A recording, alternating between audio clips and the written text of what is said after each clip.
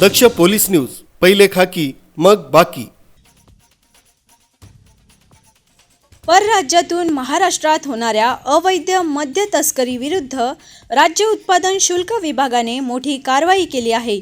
जव्हार नाशिक रोडवरील साकी हॉटेल समोर डहाणू आणि पालघरच्या भरारी पथकाने सापळा रचून एका आयशर कंटेनरमधून अवैध रीतीने नेला जाणारा विदेशी मद्याचा साठा जप्त केला आहे।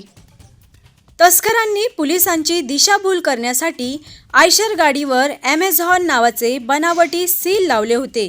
पथकाने गाडीची तपासणी केली असता त्यात विदेशी मद्याचे तब्बल 215 बॉक्स आढळून आले।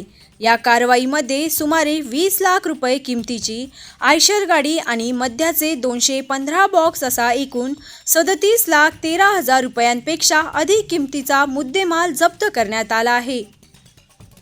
या प्रकरणी संबंधितांवर गुन्हा दाखल करण्यात आला असून परराज्यातून होणाऱ्या अशा अवैध वाहतुकीवर यापुढेही कडक कारवाई सुरू राहणार असल्याचा इशारा राज्य उत्पादन शुल्क विभागाने दिला आहे।